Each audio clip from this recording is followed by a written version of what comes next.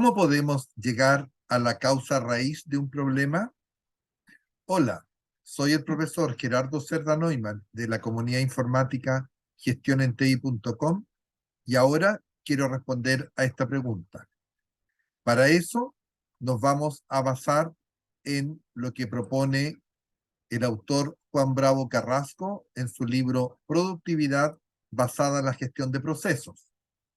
En la descripción del video hay un link que permite acceder directamente a la tienda de la comunidad desde la cual se puede adquirir este libro.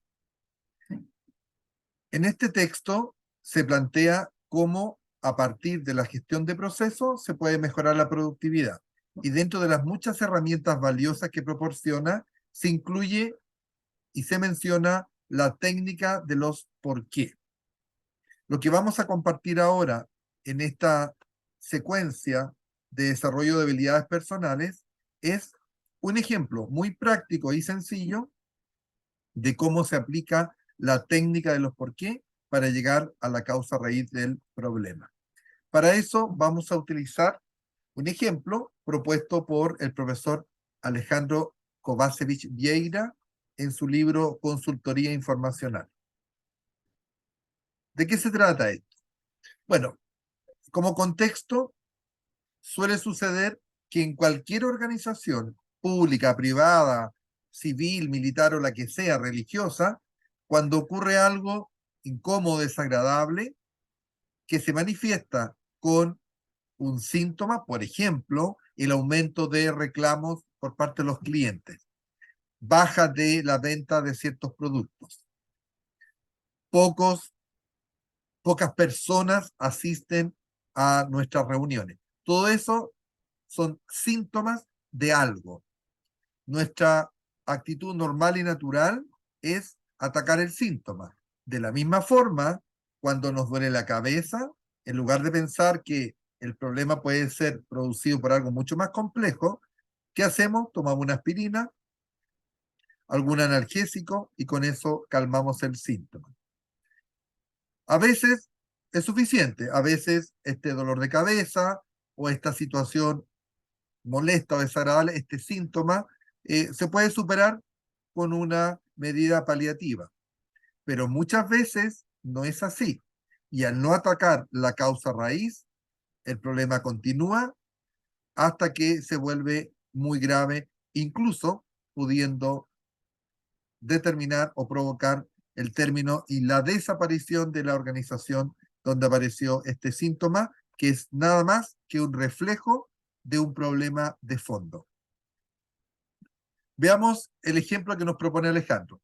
Dice que hay un señor que se llama Raúl, que es dueño y máximo ejecutivo de una empresa mayorista, es decir, una empresa que hace importaciones, y que nos dice que el problema, según él, es que toda la plata está en la calle. Está entre comillas porque este término quiere decir de que hay muchos clientes que no le pagan a la empresa.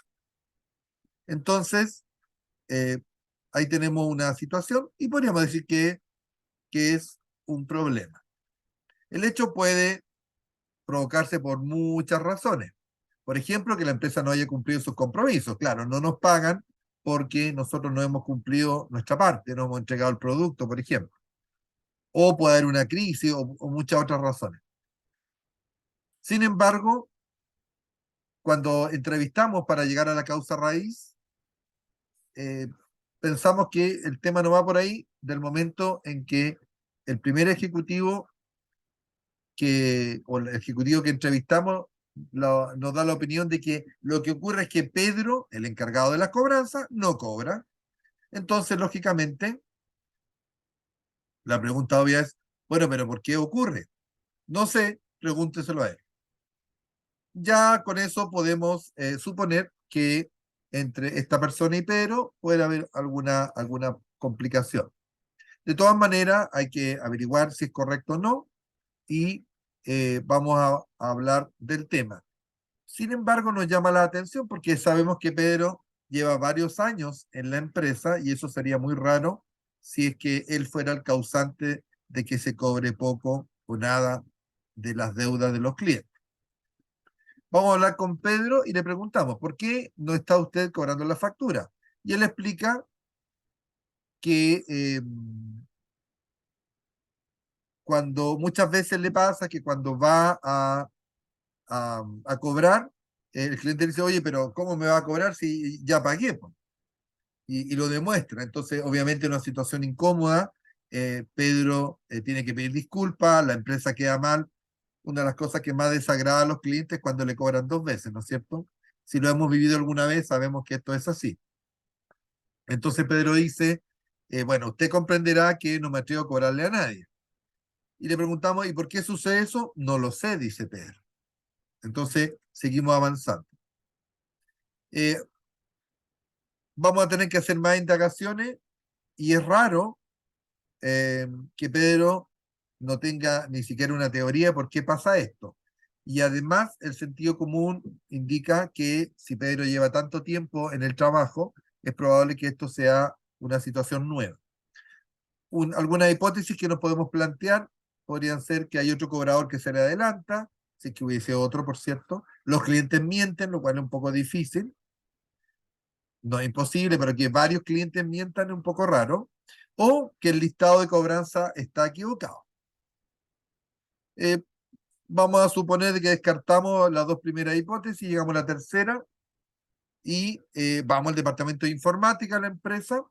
Hablamos con Gonzalo, que es el encargado, quien vemos que está nervioso al explicarnos que desgraciadamente las cuentas corrientes se manejan mediante planillas electrónicas, las que no son muy aptas para un sistema con mucho movimiento. Esto es un poco discutible, pero sí, digamos que las planillas están pensadas para un usuario a la vez y no es fácil coordinarse a través de planillas de cálculo, así que podría ser. Entonces, si esa es la causa, una razón o una idea para solucionar lo que está ocurriendo es reemplazar el uso de planillas por un sistema más completo, un sistema de cobranza más integrado. Sin embargo, no nos quedamos conformes con esta idea y averiguamos que Gonzalo, la persona con que conversamos, está desde hace poco en la empresa. Además, las cobranzas siempre se han manejado con planilla electrónica y solo la situación se empezó a complicar desde que Gonzalo se hizo cargo. Una pista nos la proporciona el mismo Pedro cuando ocupa el apelativo mi sobrino refiriéndose a Gonzalo. Entonces por ahí hay una situación complicada. Y comprobamos la hipótesis de que la responsabilidad de Gonzalo, porque que fue lo que sucedió, que el encargado de informática anterior renunció, se fue, y Pedro, pensando en, por un lado, ayudar a la empresa, pero también a su sobrino, eh, pensando, por cierto, que su sobrino era capaz de solucionar la situación, lo recomendó para el cargo y fue contratado. No sabemos si se saltó una fila de otros postulantes, pero fue contratado suponiendo que tenía los conocimientos.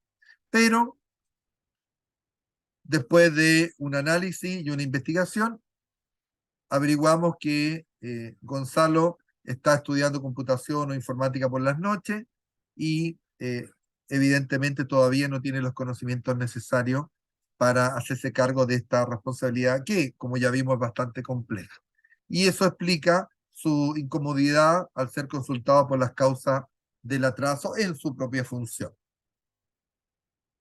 Como ven, al ir preguntando ¿y por qué pasa esto? ¿Y por qué? ¿Y qué piensa usted? Etcétera, vamos avanzando en resolver o al menos encontrar cuál es la causa raíz del problema. Recordemos que un problema es una situación con un contexto que nos perjudica. En este caso, eh, ese perjuicio está dado por la dificultad en cobrar las deudas, el desorden en la información para cobrar las deudas, lo cual impacta, por cierto, negativamente a la organización. Si no hubiésemos quedado solo con la primera opinión, probablemente hubiéramos propuesto una solución poco precisa.